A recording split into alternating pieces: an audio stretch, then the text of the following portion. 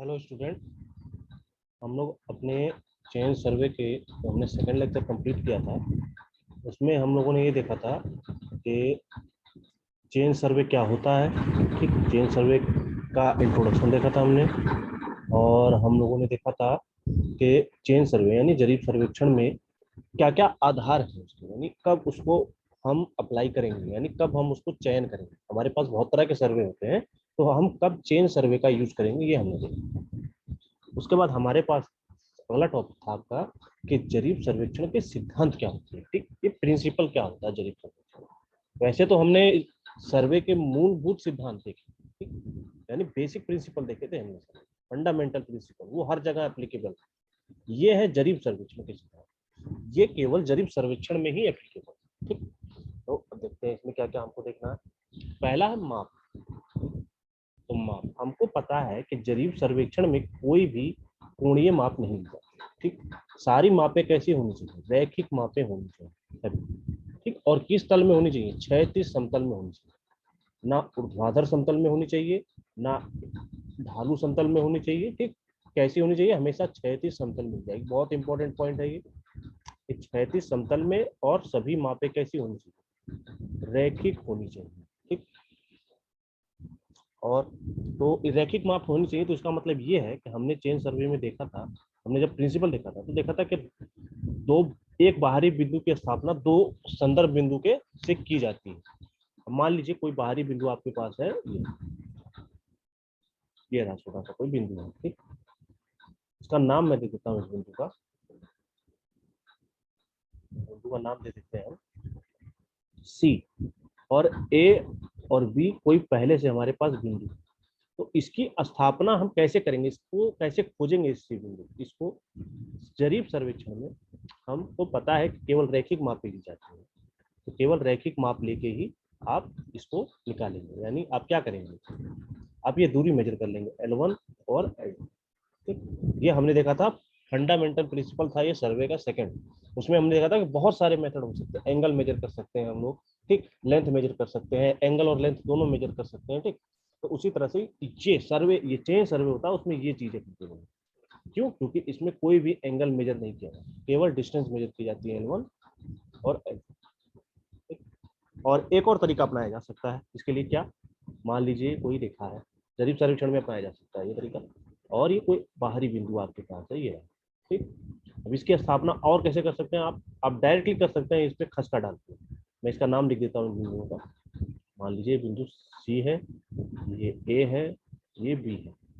तो इसकी स्थापना आप किसी बिंदु से, यानी किसी बिंदु से लंब डालकर भी आप कर सकते हैं। तो ये लंब डाल के आप कर सकते हैं, और लंब डालने के बाद आप क्या करेंगे, यहाँ पे लेंथ मेजर कर लेंगे L1।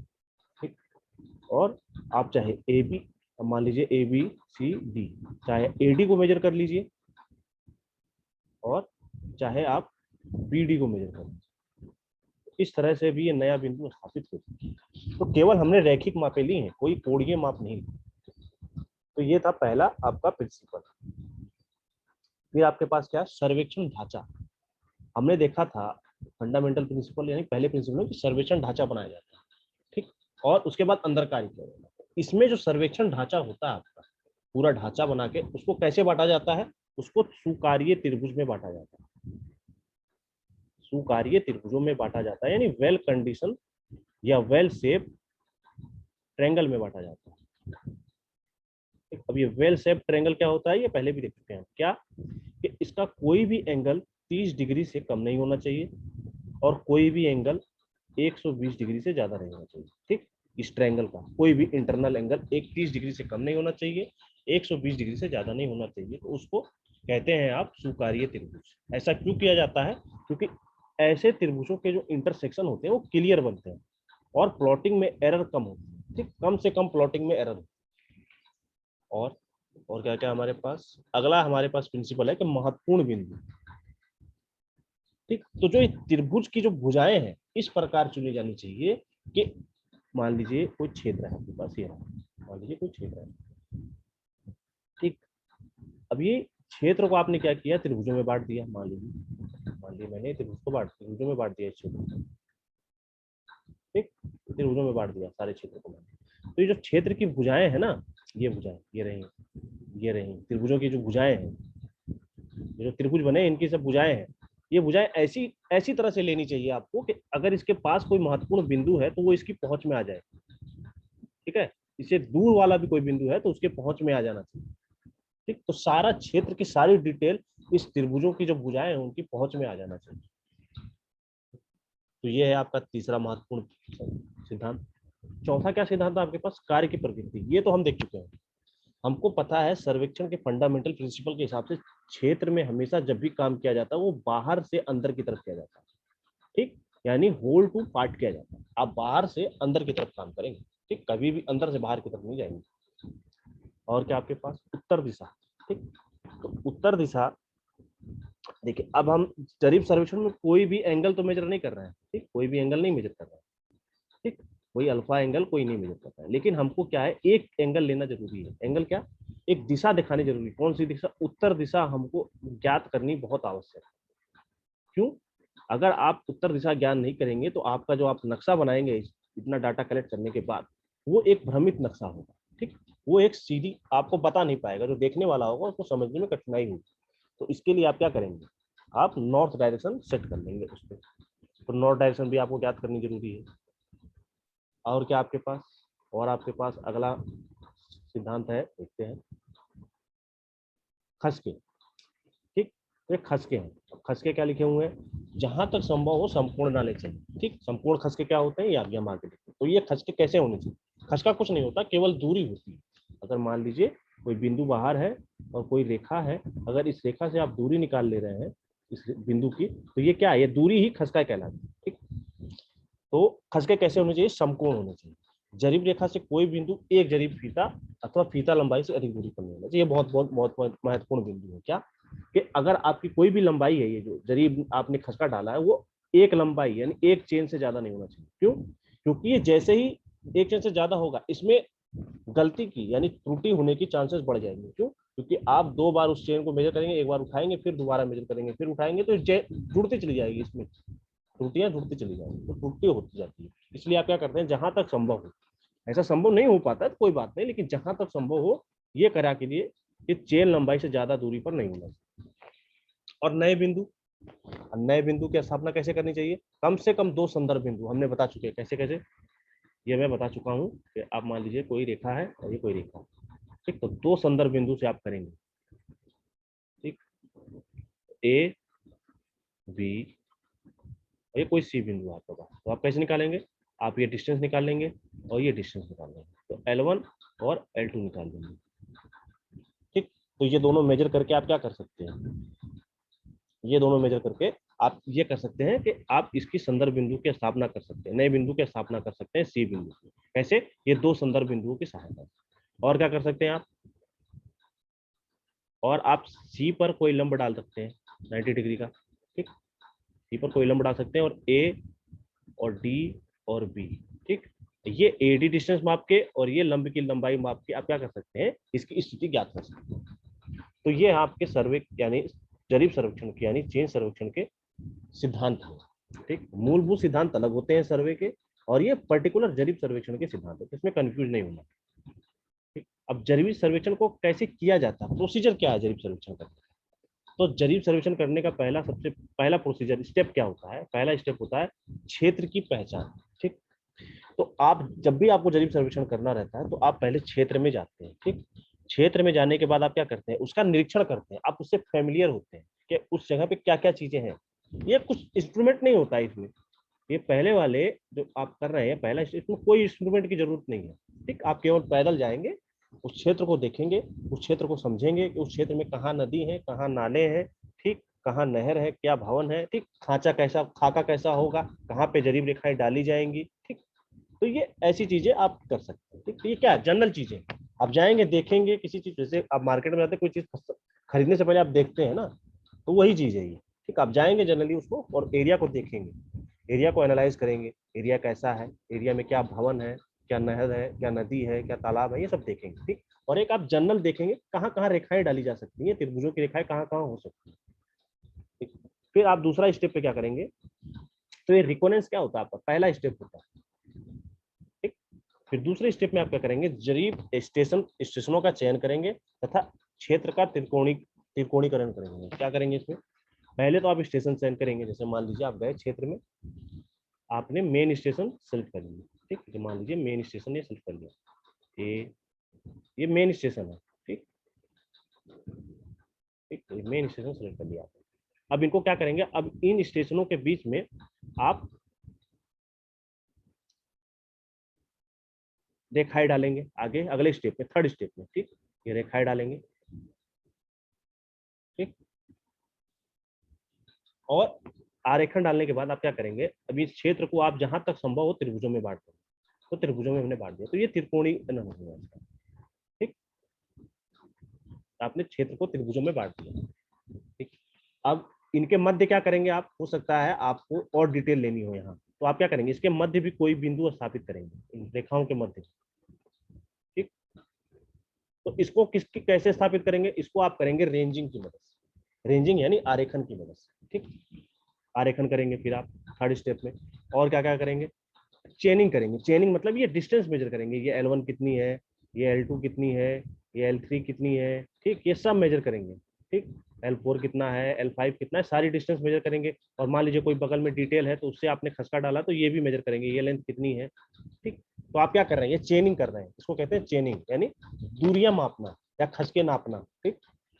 तो ये आपका अगला स्टेप हो सकता है। और क्या क्या आपके पास, और आपके पास है अगला 5वां नंबर, क्षेत्र की आकृति तथा बिंदु से खसके डालना, है देख चुके हैं, ट्रेनिंग करेंगे, खसके डालेंगे, ठीक। फिर आगे चलते हैं हम और देखते हैं क्या क्या है इस चीज।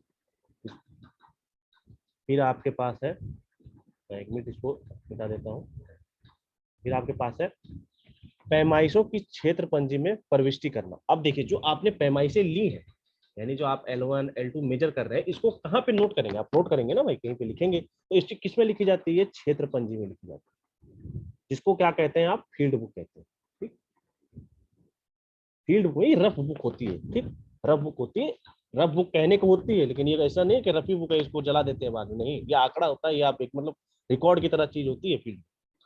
तो ये क्षेत्र पंजी होती है, क्षेत्र पंजी में आप क्या करते हैं, नोट करते हैं जनरल चीजें को, एक स्केल पेन बनाने की जरूरत नहीं होती, आप जनरल चीजें करते हैं। तो आपने अभी तक जितने भी काम किए 1 से लेके 6 तक, ये किस में कहा है, आपने कहाँ पे किए, ये फील्ड में किए हैं, इसका देखिए नाम ही फील्ड बुक है। तो आप क्या करते हैं, जो फील्ड में डाटा लेते हैं वो फील्ड में ही लिख लेते हैं इसके ऊपर। तो ये 1 से लेके 6 तक आपने जो काम किए कहाँ किए, ये आपने किए फील्ड में। और 7वां काम आप कहाँ करेंगे, ये जो अंकन करने और सर्वेक्षण का नक्शा बनाना, ये कहाँ करेंगे। अब आपको पर्टिकुलर स्केल पे नक्शा बनाना पड़ेगा, तो ये नक्शा कहाँ बनाएंगे आप, क्षेत्र में बैठ के थोड़ी बनाएंगे आप, ये अपने ऑफिस में बैठेंगे, ठीक। तो ये ऑफिस का वर्क 7वां नंबर। 1 से लेके 6 तक क्या है आपका फील्ड वर्क है, और 7वां नंबर आपका क्या, ऑफिस वर्क, ओके। और क्या क्या आपके पास देखते हैं, फिर आगे चलते हैं। तो आगे आते हैं, अब जरीब सर्वेक्षण के लिए उपकरण क्या क्या होते हैं, ठीक। जरीब सर्वेक्षण में बहुत सारे उपकरण हो सकते हैं, ठीक, बहुत सारे उपकरण। तो इन उपकरणों को एग्जाम में पूछा जाता है, क्वेश्चन बना के पूछता है, ठीक। हालांकि हालांकि सिलेबस में मेंशन नहीं है कि उपकरण है, ठीक, लेकिन आपसे क्वेश्चन पूछता है, क्यों, क्योंकि उसको पता है कि आपने प्रैक्टिकल किया, तो आपको इसका जनरल पता होना चाहिए। तो इसमें क्या क्या है देखते हैं। कभी कभी आपसे उपकरण के नाम भी पूछ लेगा और बोलेगा 2 उपकरण को समझाइए या किसी एक उपकरण को समझाइए, ठीक। तो आप देखते हैं कि इसमें क्या क्या उपकरण है। तो पहला आपके पास है जरीब या चेन, ठीक। तो चेन क्या है आपका, एक पहला उपकरण होता है जरीब, अभी देखेंगे क्या है। फिर होता है फीता, ये दोनों क्या है, ये डिस्टेंस मेजर करने की इंस्ट्रूमेंट है, ओके, क्या इक्विपमेंट है। फिर क्या होता है आपके पास, सुआ होता है, जिसको इंग्लिश में कहते हैं एरो या मार्किंग टूल, ठीक। इससे मार्किंग की जाती है, मतलब निशान बनाए जाते हैं। फिर क्या है, आरेखन दंड, ठीक, और झंडी। ये आरेखन दंड होता है, यानी रेंजिंग रोड होता है, और रेंजिंग रोड के साथ एक और क्या होता है, फ्लैग होता है, ठीक। फिर होता है खसका दंड, ऑफसेट रोड। तो ये सारे नाम पता होने चाहिए। फिर क्या होती है, फूटी होती है, पैग। फिर क्या होता है, कास्ट का हथौड़ा होता है, यानी मैलेट होता है आपका, ठीक। लकड़ी का बना होता है ये मैलेट, हथौड़े की तरह ही होता है लेकिन लकड़ी का होता है। फिर आपके पास साहुल, इससे तो सब लोग जानते होंगे, फैमिलियर होंगे साहुल से। फिर आपके पास क्या है, जो खसके डालने हमने देखे थे कि संपूर्ण खसके डालने पड़ते हैं, तो संपूर्ण खसके कैसे डालेंगे, इसके लिए भी हमारे पास कुछ उपकरण है। ये उपकरण क्या क्या है, हमारे पास है खुला गुनिया, और प्रकाशीय गुणी, ये दो तरह के गुणी होते हैं। इसमें भी बहुत तरह के गुणी होते हैं, ठीक है। ये ब्रॉड है, मतलब इनका क्लासिफिकेशन और भी, इसके अंदर बहुत चीजें होती हैं। फिर आपके पास लाइन रेंजर होता है। लाइन रेंजर क्या होता है? रेंजिंग के काम आता है, रेंजिंग के काम आता है लाइन रेंजर। रेंजिंग क्या होता है?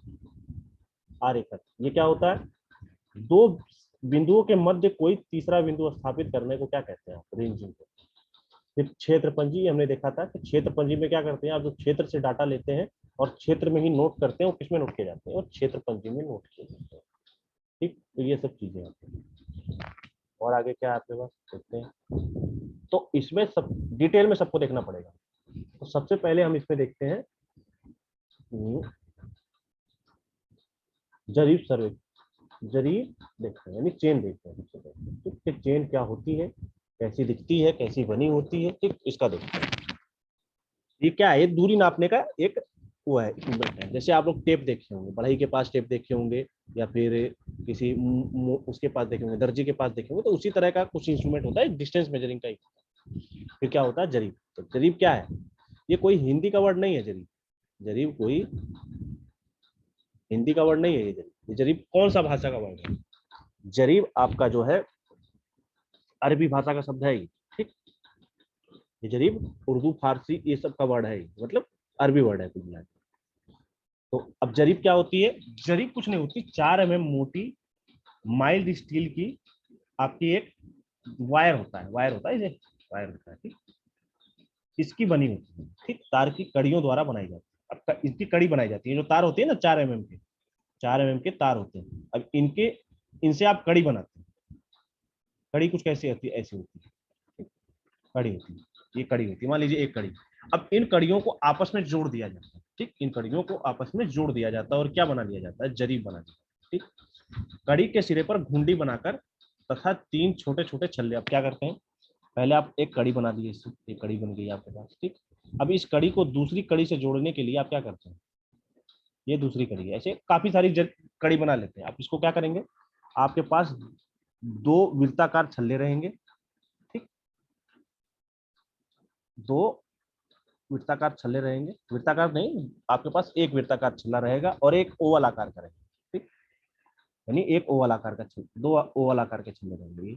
2 छल्ले इधर लगे, एक छल्ला इधर, एक छल्ला इधर, और एक गोलाकार छल्ला इनके मध्य डला रहेगा, ठीक। तो इनको किससे जोड़ा जाता है? 2 कड़ी को आपस में कितने छल्लों से जोड़ा गया? 3 छल्लों से जोड़ा गया, ठीक। और 3 छल्ले कैसे कैसे हैं? एक बीच वाला गोलाकार है, ठीक, यानी सर्कुलर है, और तीसरे वाले दोनों साइड वाले क्या है? ओवल आकार के, ठीक। तो ये ओवल आकार का होता है। इनको जोड़ जोड़ के क्या बनाया जाता है? ऐसे ही आगे भी और कड़ी होगी तो वो भी 3 आपके रिंग से जुड़ेगी, यानी 3 छल्लों से जुड़ेगी। बनाया जाता है आपस में लंबाई की दिशा में जोड़कर वांछित लंबाई। और ऐसे कब तक जोड़ते जाते हैं? जब तक आपको वांछित लंबाई नहीं मिल जाती, ठीक। कब तक जोड़ते जाते हैं? जब तक मान लीजिए आपको 20 मीटर की जरीब चाहिए, तो इन छल्लों को जब तक जोड़ेंगे जब तक 20 मीटर की जरीब नहीं बन जाती, तो ठीक। अगर आपको 30 मीटर की चाहिए तो इन छल्लों को, इन जो कड़ी और छल्लों को कब तक जोड़ते रहेंगे? जब तक आपको 30 मीटर की कोई जरीब नहीं मिल जाती। जितने की चाहिए उतने की बना लेते हैं, ठीक।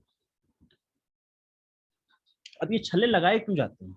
ठीक है, मान लीजिए छल्ले क्यों लगाए जाते हैं, ठीक। इनको छल्ले से जोड़ने का क्या अर्थ क्या निकलता है? तो इसमें लिखा हुआ है द्वारा आपस में जोड़कर बनाई जाती है। छल्लों के कारण जरीब को फैलाने, खींचने और गट्ठर की तरह इकट्ठा करने। देखिए क्या होता है, पहले तो खींचना आसान हो जाता है, ठीक। यानी फैलाना इसका आसान हो जाता है, ठीक। अगर आप एक पूरा वायर रख देंगे तो इसको ना आप फोल्ड कर पाएंगे, ना इसको आप ट्रेवल कर पाएंगे, कुछ नहीं कर पाएंगे आप, ठीक। तो इनको क्या करते हैं? इसलिए कड़ियों में बनाया जाता है, कड़ी बना देते हैं बीच में। इसके अलोंग क्या होती है? ये मुड़ जाती है, और मुड़ के क्या होती है? गट्ठर बन जाती है, ठीक। तो इनको क्या करते हैं? इनको फोल्ड, खींचना भी आसान है, उठा के ले जाना आसान है, फैलाना आसान है, और गट्ठर की तरह इकट्ठा कर सकते हैं, ठीक। और ये जो तीनों छल्ले होते हैं लंबाई सामंजित करने में यूज होते हैं। जैसे मान लीजिए आपने 20 मीटर की जरी बना ली, लेकिन आप यूज करते रहे, करते करते करते हो सकता है कोई थोड़े समय बाद ये 20 मीटर से थोड़ी बढ़ गई, लंबाई इसकी थोड़ी 20 मीटर से ज्यादा हुई, तो आप क्या करेंगे? ये जो छल्ले आपके पास लगे हुए हैं ना, हो सकता है क्यों बढ़ी है लंबाई, हो सकता है जो पहले गोलाकार छल्ला था वो कुछ ऐसा हो गया, ठीक। तो इसको क्या करेंगे? आप फिर से इसको गोलाकार अवस्था में लेके आएंगे। कब तक? जब तक ये 20 मीटर की लेंथ आपको वापस नहीं मिल जाती, ठीक। हो सकता है इसकी लंबाई कम हो गई, हो सकता है इसकी लंबाई कम हो गई, तो इसका मतलब क्या, ये छल्ले कैसे हो गए, ऐसे हो गए। तो आप क्या करेंगे, इन छल्लों को पीट पीट के कब तक ले आएंगे, गोलाकार ले आएंगे, तब तक आपको 20 मीटर की लेंथ नहीं मिलेगी। तो इस छल्लों का क्या यूज हुआ, छल्लों का ये यूज हुआ कि आप इससे लंबाई को सामंजित कर सकते हैं। ओके, तो ये होते हैं आपके पास छल्लों का यूज। ठीक, और आगे क्या आपके पास देखते हैं, सामंजित करने के काम आती है और आसान। अब जरीब के दोनों सिरों पर फिरकी जोड़ द्वारा, ठीक, तो एक फिरकी जोड़ के द्वारा क्या जुड़े रहते हैं, हैंडल जुड़े रहते हैं, ऐसे हैंडल जुड़े रहते हैं। ठीक, एक इधर एक दूसरे एंड पर, दोनों एंड पर क्या जुड़े रहते हैं, हैंडल। इसके सहायता से आप क्या करते हैं, इसमें हाथ डाल के इसको जरीब को खींचते हैं या एक जगह से दूसरी जगह लेके जाते हैं। ठीक, और इन हैंडल पे क्या होता है, इस जरीब की लंबाई खुद ही रहती है। अगर ये 20 मीटर है तो इस हैंडल पर जनरली लिखा रहता है कि 20 मीटर का वो है आपके पास जरीब। ठीक, और ये और क्या क्या चीजें होती हैं, अब जरीब के मध्य में कड़ियों की दूरी पढ़ने के लिए उचित अंतराल पर पीतल की टिक्की लगी रहती है। ये टिक्की का क्या खेल है ये देखते हैं हम। ठीक, इस टिक्की का खेल क्या है, मान लीजिए ये कड़ी है इतनी, अब एक जरीब के अंदर ये कई कड़ियां हो सकती हैं, 100 150 कड़ियां हो सकती हैं। ठीक, अब इस कड़ी के ऊपर दूरी पढ़ने के लिए, जैसे स्केल पे क्या होता है आपके पास, दूरी पढ़ने के लिए निशान बने रहते हैं, 10 5 15 ऐसे निशान बने रहते हैं। लेकिन इन कड़ियों पे निशान नहीं बने रहते। ठीक, तो मान लीजिए आपको एक कड़ी की लेंथ पता है, मान लीजिए 20 सेंटीमीटर। ठीक, तो ऐसी 5 अगर कड़ी आपने दूरी मेजर की तो कितनी हो गई, 1 मीटर हो गई। ठीक, 1 मीटर लेंथ हो गई। अब मान लीजिए किसी जरीब के अंदर 100 कड़ी लगी हुई है। ठीक, तो आप मान लीजिए ऐसे मेजर करते करते करते जरीब को फैलाए और यहाँ आ गए। ठीक, तो आप क्या जरीब की हर कड़ी को गिनने बैठोगे क्या, 1 कड़ी 2 कड़ी 3 कड़ी 4 कड़ी 5 कड़ी 6 कड़ी ऐसे गिनने बैठोगे तब जाके 100 कड़ी गिनोगे, नहीं। आप क्या करोगे, आप इनके बीच में उचित अंतराल पर टिक्के लगा दोगे। ठीक, अब ये टिक्के क्या बताएंगे, ये बताएंगे कि ये अपने प्रारंभिक बिंदु से ये टिक्का कितनी दूरी पर लगा होगा। ठीक, मान लीजिए ये टिक्का 10 मीटर की दूरी पर लगा हो और आपने दूरी यहाँ पढ़ी। ठीक, और इस टिक्के से दो दो आपके पास क्या है, वो है कड़ी है, यानी 3 कड़ी आगे हैं आप इस टिक्के से, तो आपकी टोटल लेंथ कितनी होगी, हमको पता है कि एक कड़ी की लंबाई 20 सेंटीमीटर है, यानी 60 सेंटीमीटर या फिर 10.6 मीटर। ठीक, तो टोटल लेंथ कितनी होगी पहले एंड से, पहले एंड से लेंथ कितनी होगी, 10 मीटर प्लस 10.6 मीटर यानी 10.6 मीटर। तो ये किस काम आई, ये क्या काम आया, ये इसलिए लगाए जाते हैं टिक्के ताकि आपको आंशिक दूरी पढ़ने में कोई दिक्कत ना हो, यानी 20 से कहीं दूरी पढ़नी हो तो कोई दिक्कत ना हो। ठीक, क्योंकि इसमें अंक नहीं खुदे होते, ऐसे ग्रेजुएशन नहीं बने होते 1 10 15 5। ठीक, इसमें क्या होती है, केवल कड़ियां होती, कड़ियों के हिसाब से दूरी मापी जाती है। अब इसका जरा फिगर देख लेते हैं हम कि एक दिखती कैसी है आपकी जरी, ताकि आपके दिमाग में थोड़ा इसका इमेज जो है क्लियर हो जाए। मान लीजिए ये रही आपके पास कड़ी कुछ ऐसी होती है, मैं इसको थोड़ा छोटा कर देता हूँ। हाँ, ऐसी होती है। अब इसमें क्या क्या देखिए, एक हैंडल लगा हुआ है, हैंडल के ऊपर क्या होती है, इसकी लंबाई खुदी रहती है, जितने लंबाई की ये चेन होगी पूरी उतनी खुदी रहेगी। और ये लिंक है, देखिए ये लिंक, एक लिंक, ऐसे लिंक कई लिंक जुड़ी हुई है देखिए, और लिंक के मदद से ही इनको फोल्ड करके थोड़ी सी जगह पे रख दिया गया।